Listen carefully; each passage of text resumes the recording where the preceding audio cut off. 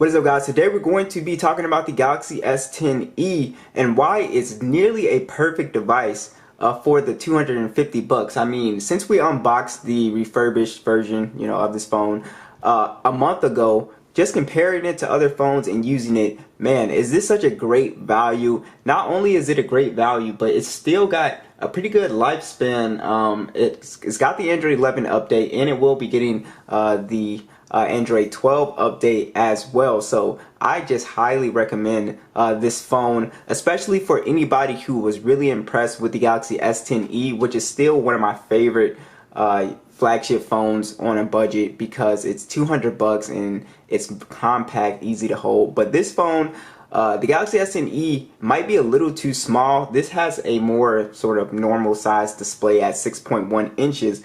And the really cool thing about the Galaxy S10 is that you don't see a lot of phones with a 6.1 inch display that is 1440p. So this phone has a full 1440p display, which is something that I really appreciate. It's got the punch hole, it's got HDR10 and 550 for the PPI. It means it's extremely sharp when you are just up close looking at the device. I mean, it's super sharp, guys. Icons and text and everything just looks so good on this phone. So I'm just really impressed with the display on here as well. And it does get fairly bright as well. I don't have it on the max brightness, but this thing does get super bright. Also, as far as hardware, I think holding the phone, since it has these like curved off edges, it's really comfortable to hold, and I really appreciate it. Now, using the iPhone 12 mini, just to give you an example how this phone kind of cuts into the hand, it's not as comfortable as this phone. So I really like phones that have that more like that curved sort of feeling, like the OnePlus 7 Pro, stuff like that. But it doesn't really matter because you can just put a case on it. But yeah, I like the design on this phone. I think it still looks good. Also, I don't even think this is the best color. They do have they have this really nice white color. It's like a prism white, and then they have a really cool green color. So the blue one's kind of a the standard kind of boring color, but it's a really nice looking phone still in 2021. Even for going into next year, it's a full glass and metal device here. We got our power button, volume rockers, and then we also have our Samsung Bixby button, unfortunately, which I wish they would just change this to Google Now button. But you do have on here a headphone jack. That's extremely important because a lot of phones these days do not have headphone jacks. For any die-hard, person that is really into audio and you just really need to have a headphone jack.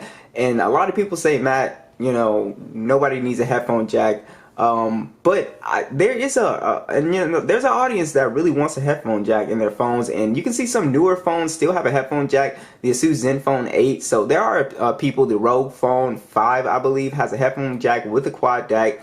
So there are people that want a headphone jack. I personally just really like it, just because if you're in your car, you get to just plug it in, and those little FM transmitter things, I don't like those things. They just kind of distort the sound quality, and the sound quality is just not going to be as good as a plug and play, if that makes sense. As far as the software experience, you are running Android 11 with the full version of One UI, and everything is very snappy as you would expect. This still has a flagship chipset with the Snapdragon 855 and the Adreno 640. You also have micro SD support on here, 128 gigs of internal storage and 8 gigs of RAM on this version. And yeah, everything is super snappy on here. And like I said, you will get that Android 12 update. All of your little bells and whistles are on here. Screen recording built in, secure folders on here, the wireless power sharing. So if I wanted to charge up another device here, which is just a really cool flex for Android users to be able to charge pretty much anything that's compatible with wireless charging, that is always a really cool thing to show off to people.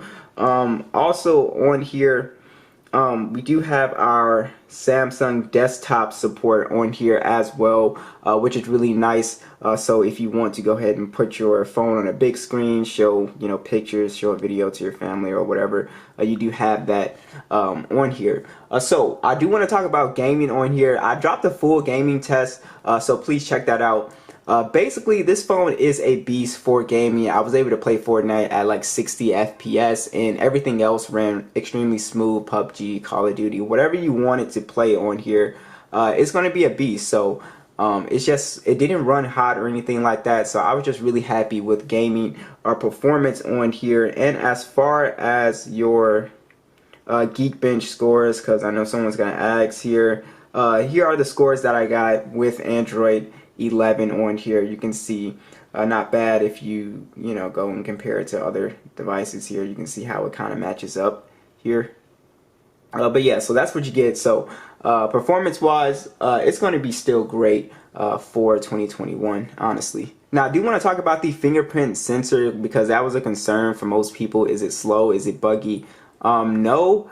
Now I'm not sure what, maybe since it launched with Android 9, maybe it might have been slower. I didn't get the phone, when it first came out, but with the Android 11 update, I mean, it's basically as fast as any other fingerprint sensor. I don't have an issue with it. I also forgot to mention this phone does have NFC as well, and it does have an IP68 dust and water resistant rating, so you can get this thing wet and it won't break or anything. And also another additional feature is it does have wireless charging as well at 15 watts. So I do want to talk about the cameras on the S10, because that's a big concern for a lot of people, which I don't understand why, guys. This is a flagship device, so don't let the price confuse you if you pick it up for like 300 bucks or 200, 250 bucks. Don't let the price confuse you. This is still a flagship device, and it still takes very good photos. So you do have on here a 12 megapixel standard and a 12 megapixel telephoto, along with a 16 megapixel ultra wide. You can also shoot in 4K at 60 frames per second, and then you also have on here a 10 megapixel selfie cam that shoots in 4K, and that can also shoot at 60 frames per second. As you can see from the photos, very clean photos, very good white balance, very good detail on here. The ultra wide does a really good job retaining color. This camera is perfectly fine, guys. It's a very good camera. Like I said, you won't have any issues. Very good depth of field on here. Overall, I was just super happy with image quality. The video is also pretty solid on the S10 as well. So for cameras, it's perfectly fine. At this price point, zero complaints. There's nothing to complain about as far as image quality goes. So I really am happy with the cameras on here. Alright guys, here is the video quality indoors. You can see, like I said, these phones are great if you want to start off with like making YouTube videos. You want to start off with just using your phone or whatever. You can see you punched out to the ultra wide here. Go 2x. Boom. So I think it looks, great. I think indoors and outdoor video is pretty solid on this guy. Now, since this phone does have a bigger battery, it does have a 3,400 milliamp battery on here with 15 watt charging, which is my only complaint with the whole battery situation is that the charging is kind of slow on here. But this phone does get better battery life than the S10e, which I was really happy with. So the S10e, you was looking at like 4 hours of screen on time. This can easily do 6 hours of screen on time for any light user. So if you're a gamer, then you probably squeeze around maybe 4 or 5 hours of screen on time if you're just straight up gaming on this thing. But overall battery life is going to be much better. So if battery life was a concern for you on the S10e, then you can switch over to the S10 or even the S10 Plus, which we will get on the channel here pretty soon. So that one is going to give you even better battery life. So overall, I'm just super happy with the Galaxy S10. I just think it's an overall solid device for anybody who wants to get the most value out of their money right now. So let me know what you guys think, and I'll catch you guys in the next one.